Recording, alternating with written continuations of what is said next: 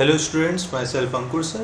Right now we are studying chemistry subject और guys metallurgy के इस वीडियो में आज हम टॉपिक स्टार्ट करेंगे इलेक्ट्रोकेमिकल प्रिंसिपल ऑफ मेटलर्जी। जो स्टूडेंट्स डायरेक्टली इस वीडियो पे आए हैं without completion of previous video of metallurgy, उनके लिए एक छोटा सा सजेशन कि अगर आप फर्स्ट टाइम इस चैप्टर को पढ़ रहे हैं तो प्लीज़ गाइज फर्स्ट वीडियो से ही वीडियो को देखें, क्योंकि ये चैप्टर स्टेप बाय स्टेप का है। आप बीच में से कोई नया टॉपिक स्टार्ट नहीं कर सकते, आपको इतनी अच्छी तरह वो समझ नहीं आएगा।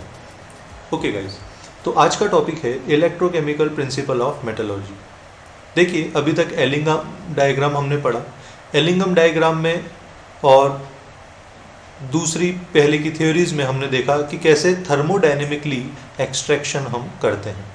आज हम देखेंगे इलेक्ट्रोकेमिकल प्रोसेसेस, जैसे इलेक्ट्रोलाइसिस और कुछ रिड्यूसिंग ऐड करके हम कैसे एक्सट्रैक्शन करते हैं। Metal as well as non metal का भी पॉसिबल है।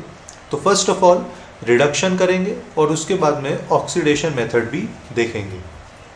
Okay guys, first in the reduction. अब रिडक्शन किसका करेंगे, तो यहाँ ध्यान रखना आप कि रिडक्शन करेंगे मोल्टन मेटल सॉल्ट का।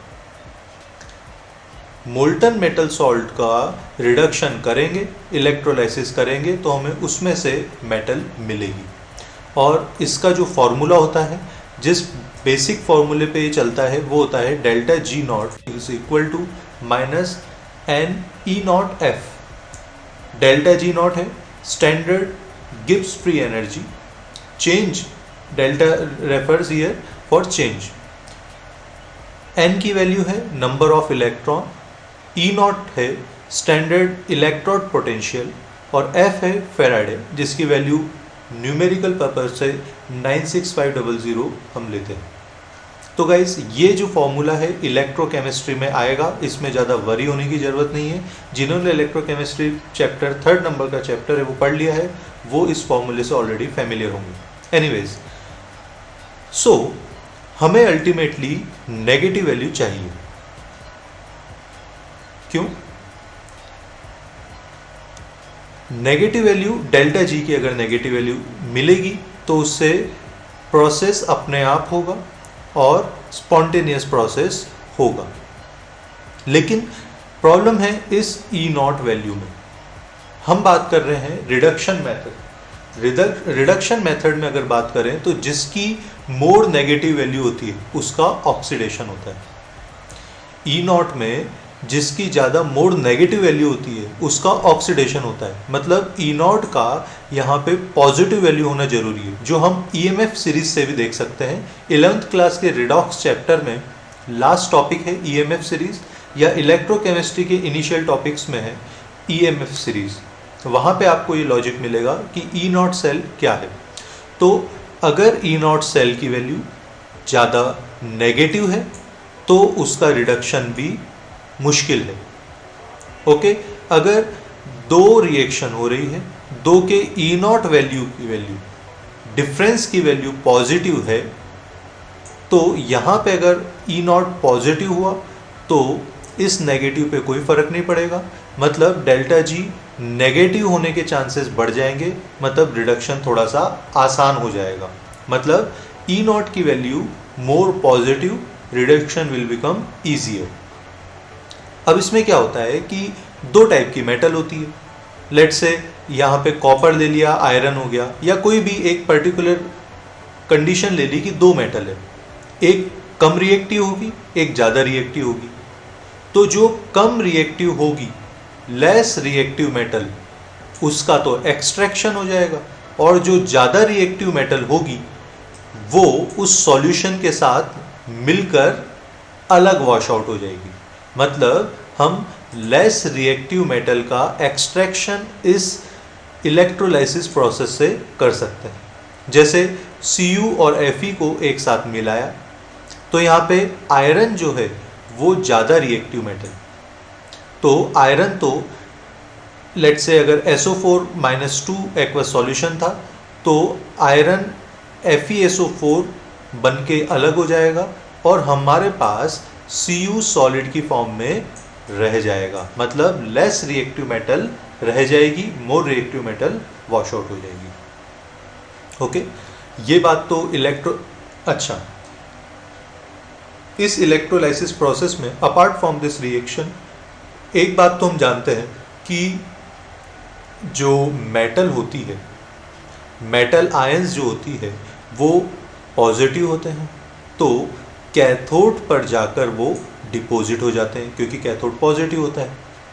प्रिकॉशंस भी कुछ लिया जाता है कि ऐसे सूटेबल सब्सटेंस डाले जाए और ऐसे रिएक्टिव मेटल ही प्रोड्यूस की जाए जो कि पर्टिकुलर कंडीशन पे ही एक्सट्रैक्ट होती है, और अगर नहीं होती है तो हम फिर फ्लक्स या दूसरे टाइप के सब्सटेंस का यूज़ करते हैं जिससे कि मेटल की रिएक्शन बढ़ जाए। अल्टीमेटली अभी तक हम यही देख रहे हैं कि delta G equal to minus NFe, इसकी हेल्प से मेटल के E0 मतलब सेल पोटेंशियल पे डिपेंड करेगा कि मेटल कितनी आसानी से एक्सट्रैक्ट होगी। E0 जितना मोर पॉजिटिव, एक्सट्रैक्शन उतना ही आसान क्योंकि रिडक्शन मेथड यूज़ कर रहे हैं, और जो लेस रिएक्टिव मेथड होगी वो रिएक्शन नहीं करेगी, और जो मोर रिएक्टिव मेथड मेटल होगी वो दूसरे सब्सटेंस के साथ मिलके अलग हो जाएगी। ओके, सो ऐसे ही एक एग्जांपल होता है हॉल हेरोल्ड प्रोसेस से। जी हाँ, हॉल हेरोल्ड प्रोसेस में भी आपके प्रीवियस क्लासेस में आप इस प्रोसेस से फेमिलियर भी हो। जैसे इस मेथड से एक्सट्रैक्शन करते हैं एल्यूमिनियम मेटल का।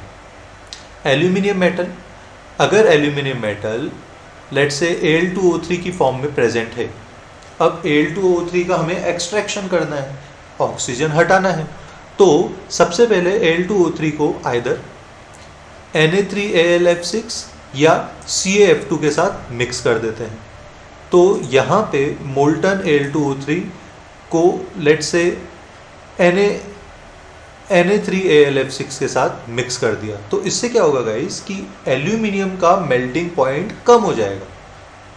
एल्यूमिनियम का मेल्टिंग पॉइंट कम हो जाएगा तो एल्यूमिनियम जल्दी मेल्ट होकर एक्सट्रैक्ट हो जाएगी। तो देखिए यहाँ पे इलेक्ट्रोलाइसिस प्रोसेस कर रखा है। इलेक्ट्रोलाइसिस प्रोसेस में यहाँ पर कार्बन को एज अ कैथोड वर्क कराया है। Okay, steel vessel of with lining of carbon act as cathode, और दूसरी तरफ ग्रेफाइट को एज अ एनोड यूज़ किया है। तो यहाँ पे आप देख सकते हैं यहाँ ग्रेफाइट लगा हुआ है, कॉपर क्लैम्प रिएक्शन को और कंप्लीट करने के लिए, और स्टील वेसल के कार्बन लीनिंग कोटिंग की गई है।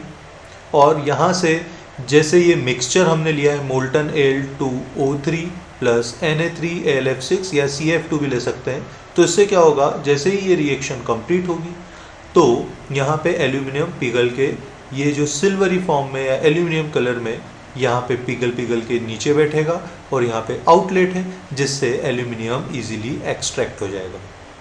तो गाइस अल्टीमेटली हमें क्या मिलेगा, Al2O3 को अगर कार्बन के साथ रिएक्शन करेंगे तो इस Na3AlF6 या CaF2 की हेल्प से एल्यूमिनियम पिघल जाएगा, जल्दी मेल्ट हो जाएगा, तो एल्यूमिनियम अलग मिल जाएगा और कार्बन ऑक्सीजन के साथ जुड़ के CO2 बना के अलग हो जाएगा। इस प्रोसेस को बोलते हैं hall Harold process. Again repeating, aluminium है जैसे Al2O3, तो उसको पहले एल्यूमिनियम को जल्दी मेल्ट करने के लिए Na3AlF6 या CaF2 के साथ मिलाया जाएगा, और कार्बन को कैथोड, ग्रेफाइट को एनोड लेके रिएक्शन कर दी जाएगी। इस प्रोसेस को हॉल हेरोल्ड प्रोसेस बोलते हैं। ये एक इलेक्ट्रोलाइसिस प्रोसेस होता है। Thus, electrolysis of molten mass is carried out in a electrolytic cell using carbon electrode। भाई कार्बन ही तो है कैथोड और ग्रेफाइट एनोड है, तो ग्रेफाइट भी एक टाइप का कार्बन ही है। The oxygen liberated at anode react with carbon, CO और CO2 बन जाएगा। ये बात हमने रिएक्शन में भी देखी। अब यहाँ पे एक छोटा सा मैं आपको ब्रेक देता हूँ, और यहाँ पे कुछ बच्चे लेट से कंफ्यूज हो जाते हैं, सर आपने तो बोला कि CO2 निकलेगा, तो अभी आप बोल रहे हैं कि कार्बन मोनोऑक्साइड भी निकलेगा, तो ऐसा कैसे पॉसिबल है? भाई ऐसा इसलिए क्योंकि हम यहाँ पे पूरे प्रोसेस की कंप्लीट रिएक्शंस नहीं लिख रहे हैं, हम केवल इम्पॉर्टेंट रिएक्शन ही लिख रहे हैं। तो यहाँ पे थियोरिटिकल भी आपको कुछ ऐसे पॉइंट्स मिलेंगे जो प्योर रिएक्शंस में आपको नहीं मिलेंगे। ओके, तो इस टाइप से अगर एक्चुअल रिएक्शन में देखें तो कार्बन मोनोऑक्साइड भी निकलता है और कार्बन डाइऑक्साइड भी निकलता है। अब इतना आसान प्रोसेस नहीं माना जाएगा, क्योंकि 1 किलो एल्यूमिनियम बनाने में, हॉल्ट हेरोल्ड प्रोसेस में 1 किलो एल्यूमिनियम बनाने में हमें ½ kg ऑफ कार्बन की ज़रूरत पड़ती है गाइस। ये इतना बहुत अच्छा method environmental process point of view से नहीं कहलाएगा, बट फिर भी वाइडली बहुत ज़्यादा यूज़ होता है और वाइडली एक्सेप्टेड है, इसलिए हॉल्ट हेरोल्ड प्रोसेस हम यूज़ करते हैं। तो कैथोड की रिएक्शन, कैथोड पर जहाँ एल्यूमिनियम मिलेगा Al+3 मेल्ट स्टेट में 3 इलेक्ट्रॉन एक्सेप्ट करेगा। Al+3 कैसा आया तो वापस ऊपर देखेंगे Al2O3, Al2O3 में Al+3 और O-2 ही तो है, और कैथोड में कार्बन O-2 के साथ रिएक्ट करके कार्बन मोनोऑक्साइड और कार्बन O-2 के साथ रिएक्शन करके 2 मोल के साथ रिएक्शन करके आपके CO2 बनाएगा। ओके गाइस, और एक और छोटा सा point, carbon from low grade और एंड स्क्रैप्स, कार्बन भी एक्सट्रैक्ट किया जाता है हाइड्रोमेटलॉजी से। एक्चुअल में लीचिंग प्रोसेस होता है, it is leached out using acid और bacteria. Simply Cu+2 is treated with scrap iron और H2। अगर Cu+2 को H2 के साथ रिएक्शन करा तो हम जानते हैं कि H2 Cu+2 का रिडक्शन कर देगा। तो यहाँ पे Cu रिड्यूस होके Cu+2 एक्वस रिड्यूस होके Cu सॉलिड में कन्वर्ट हो जाएगा, जो हमें चाहिए था एक्सट्रैक्ट करके, और ये 2 इलेक्ट्रॉन क्योंकि Cu ने एक्सेप्ट करे हैं तो हाइड्रोजन यहाँ पे H+ में कन्वर्ट हो जाएगा। So this is just a simple reduction process, और बाय इलेक्ट्रोलाइसिस हम रिडक्शन मेथड का यूज करते हैं। ओके, बात हुई रिडक्शन की, अब बात करते हैं ऑक्सीडेशन। सो बिसाइड्स रिडक्शन कुछ एक्सट्रैक्शन ऐसे भी हैं जिसमें ऑक्सीडेशन मेथड यूज आता है। अब रिडक्शन अगर मेटल का होगा तो ऑक्सीडेशन में जनरली कौन आ जाएगा? Non metal. नॉन मेटल जैसे क्लोरीन, नॉन मेटल जैसे chlorine. A very common example of extraction based on oxidation is the extraction of chlorine. तो आप जब भी ऑक्सीडेशन को समझाएंगे इस टॉपिक में तो क्लोरीन का एग्जाम्पल ले लीजिए। और क्लोरीन कहाँ से मिलता है हमें? ब्राइन से। Okay, what is brine? आपके जो सी वाटर में NaCl मिलता है उसे तो ब्राइन बोलते हैं। तो NaCl से हमें Cl- मिलेगा, हाइड्रोलिसिस करवाएंगे तो Cl- प्लस H2 Cl2 बन जाएगा, और H2O का OH अलग हो जाएगा OH- की फॉर्म में। ये OH- क्योंकि Cl- कहाँ से आया था? NaCl से, तो Na+ OH- के साथ रिएक्ट करके NaOH बना लेता है। जो H2O का H+ है, H+ और H+ H2 बना लेते हैं, और यहाँ पे Cl- इलेक्ट्रॉन एक्सेप्ट करके Cl2 बना लेता है। सॉरी, रिमूव करके, मतलब ऑक्सीडेशन करके Cl2 बना लेता है। तो यहाँ पे क्योंकि क्लोरीन ऑक्सीडेशन हो रहा है, लॉस ऑफ इलेक्ट्रॉन हो रहा है, इसकी वजह से Cl2 बनेगा, और अल्टीमेटली हमें चाहिए था non metal that is Cl2, और ये गैस की फॉर्म में हमें मिलता है। ये तो बात हुई सिंपल ऑक्सीडेशन रिएक्शन की।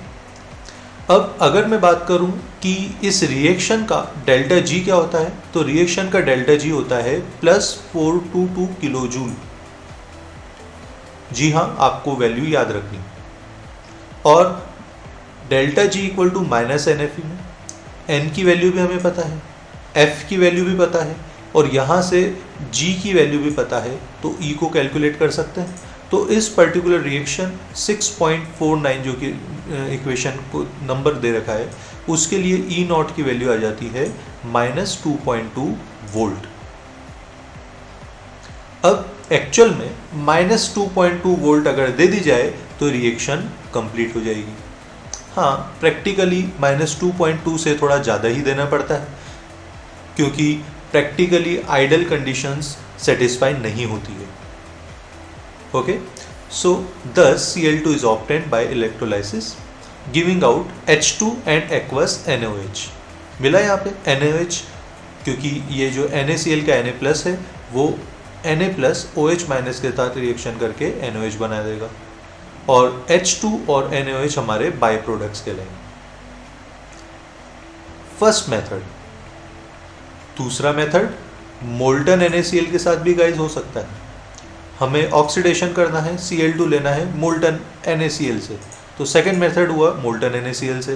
तो मोल्टन NaCl से क्या होगा, Na अलग हो जाएगा सॉलिड मेटल की फॉर्म में, तो OH यहाँ नहीं बनेगा क्योंकि H2O तो है नहीं, तो OH मोल्टन का मतलब पिघला हुआ मेल्ट फॉर्म का NaCl, तो यहाँ पे H2O नहीं है तो OH नहीं बनेगा और H2 भी नहीं आएगा, तो NaCl से सिंपली Na मेटल अलग हो जाएगा और Cl2 गैस हमें ऑब्टेन हो जाएगी। ऐसे ही अगर हम देखें तो कुछ मेटल्स का भी हम एक्सट्रैक्शन कर सकते हैं, और ये गाइस जो रिएक्शन है ये बहुत इंपॉर्टेंट रिएक्शन है, या पहले भी लीचिंग प्रोसेस में पढ़ चुके हैं। जब ओर्स को कॉन्सेंट्रेट किया जाता है तो फोर्थ जो मेथड था लीचिंग, उसमें रिएक्शन आती है, और लीचिंग जो मेथड है उसमें गोल्ड और सिल्वर का एक्सट्रैक्शन होता है, लीचिंग। अब लीचिंग लेट से अगर हम Cn- की हेल्प से करें तो यहाँ पे क्या होगा, ऑक्सीडेशन में Ag में कन्वर्ट होगा और Au में कन्वर्ट होगा। अब इसमें करते क्या है, लीचिंग में हमेशा दो रिएक्शन होती है, एक नहीं होती, दो रिएक्शन होती है। पहले ये जो सॉलिड फॉर्म में हम लेट से यहाँ पे गोल्ड लिया है, इसका हम एक्सट्रैक्शन कर रहे हैं। अब यहाँ पे आपको ये दोनों एक ही मेथड के रिएक्शन है, तो यहाँ पे आपको वापस गोल्ड सॉलिड फॉर्म में मिलेगी, पर इन दोनों गोल्ड में ये अंतर होगा कि ये गोल्ड इम्प्योर है और नीचे वाली रिएक्शन का फाइनल रिजल्टेंट गोल्ड प्योर है। ओके, तो इस गोल्ड को सबसे पहले हम कॉम्प्लेक्स फॉर्म में कन्वर्ट करेंगे with the help of Cn-। H2O O2 की प्रेजेंस में Cn- से रिएक्शन करा तो गोल्ड का कॉम्प्लेक्स फॉर्म मिला। इस कॉम्प्लेक्स फॉर्म से ज़्यादा रिएक्टिव मेटल से रिएक्शन करी तो कॉम्प्लेक्स क्या करेगा, इस गोल्ड को तो यहाँ से किक आउट करेगा और Zn उस Au की जगह आ जाएगा। तो यहाँ पे देखिए Zn आ गया Au की जगह और Au हमें अलग मिल जाएगा। तो पहले तो इस Au में इम्प्योरिटी थी, फिर इसने एक कॉम्प्लेक्स फॉर्म करा, तो सारी इम्प्योरिटीज उस Cn से थोड़ा रिएक्ट करेगी, गोल्ड ही करेगा।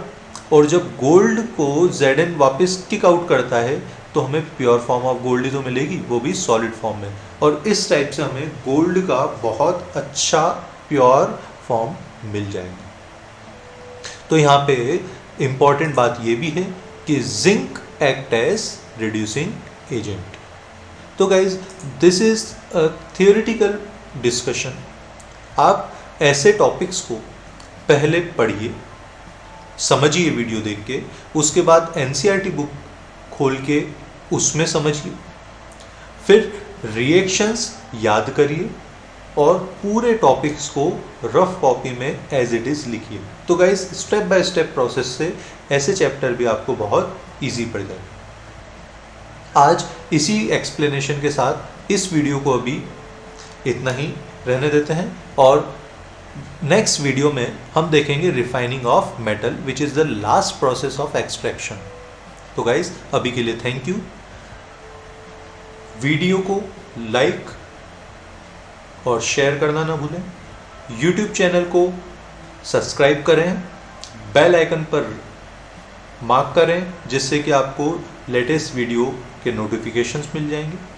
और गाइस कमेंट करके बताइए कि आपके और क्या क्या रिक्वायरमेंट्स हैं ताकि उसको प्रायोरिटी बेसिस पे मैं कंप्लीट कर सकूं। तो गाइस आज के लिए इतना ही, मिलते हैं नेक्स्ट वीडियो में। Thank you.